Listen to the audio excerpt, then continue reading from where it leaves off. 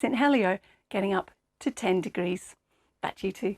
Carol, thanks very much. Before you go, Carol, when we were doing our headlines, we had a little bit of carol singing, didn't we? Oh, yes. And all I heard was Dan beautifully, look at me being nice, harmonising. Oh, I did notice you singing under the headlines. Quietly, I went quietly. It wasn't that quiet, unfortunately. Yeah, it was all right.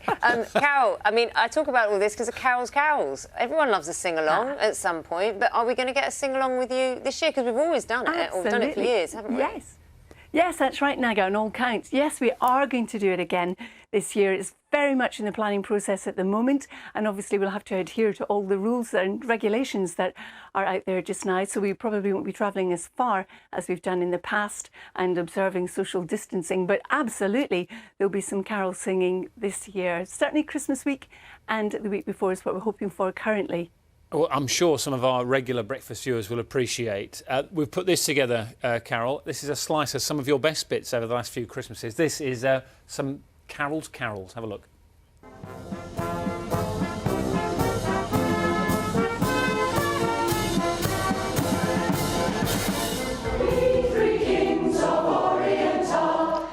Good morning from beautiful Windsor Castle. We're here all morning with the Sing Healthy Choir, who'll be singing carols.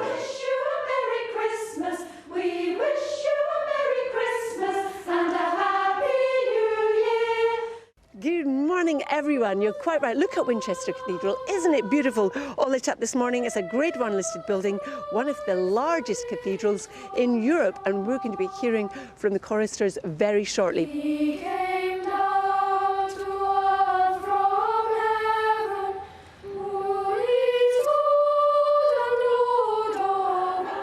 Well, run, Rudolph, I'm reading like a merry-go-round.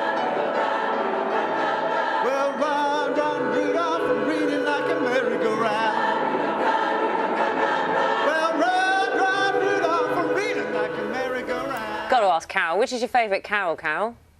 Oh, the traditional version of Silent Night. Dan? Easily. I love Carol Smiley. Yeah? Mine's not Kirkwood. Gotcha, Kirkwood. You're in big trouble now, Dan. That's all I'm saying. You so are. See I you also later, like Carol. Silent Night. Quick escape. Let's talk to Gyles Brandreth, shall we? Well, the reason we've got Gyles. Morning, Gyles. We all like our favourite. You're our favourite Gyles. How's that? At least for this morning. Thank you very much indeed. I'm getting in the mood, look. Oh yes. We like He's gone early. He's gone early. Why are we talking to him, Dan? Today's the day, isn't it? We're talking to you about the singing of carols. Mr. Brandreth, lovely to have you on breakfast this morning. So why do you think it is important, even though, as Carol's been talking about, you know, we're under very tight restrictions at the moment, why is it an important part of the Christmas tradition? Well, it's so important because, I mean, carols are part of the tradition of Christmas. They're about community, they're about continuity, they're also about charity. Carol singers raise, we know, in excess of £10 million a year collecting when they're singing carols.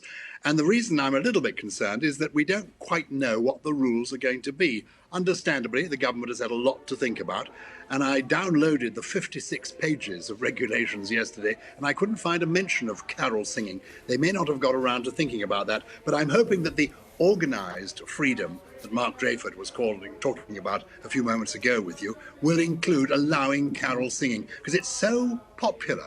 I mean, there are 7,000 named choirs like the ones that Carol visits every year around the country, but there are 40,000 singing groups that sing regularly in schools and churches around the country. Some 2 million people take part in singing in this country. It's very, very popular.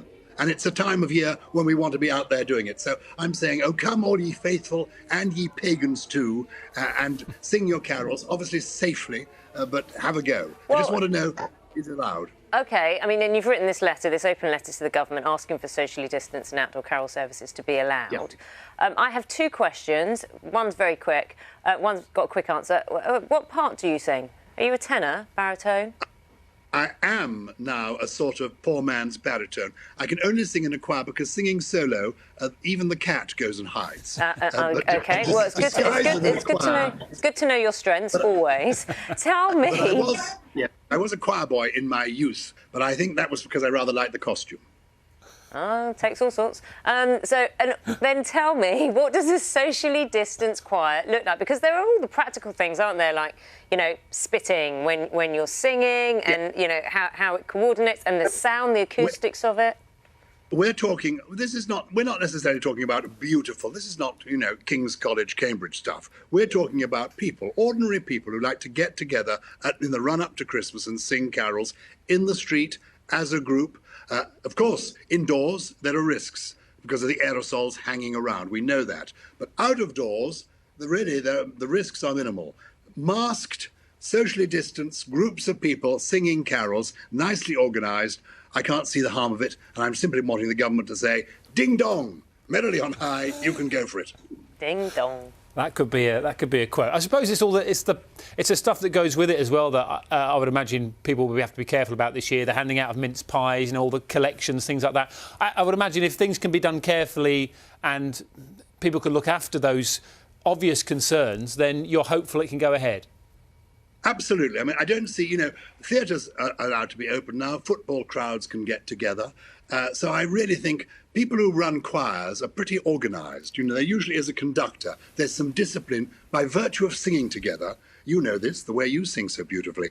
It is actually quite organised and quite controlled. So I don't think we need to be frightened of the carol singers. They're the people actually who are simply going to bring us joy this Christmas. And by goodness, we need it. You're not Giles, wrong there, Giles. Thank you. Always joyful speaking to you. Thank you. I love Jen's comment. She says, our local community is doing curbside carols. Take 2 on clapping. 'Tis the season to be jolly careful and all. Oh, I'm going to miss our carol concerts at our church this Christmas. They are a highlight every year. Headlines are coming up. We'll see you soon.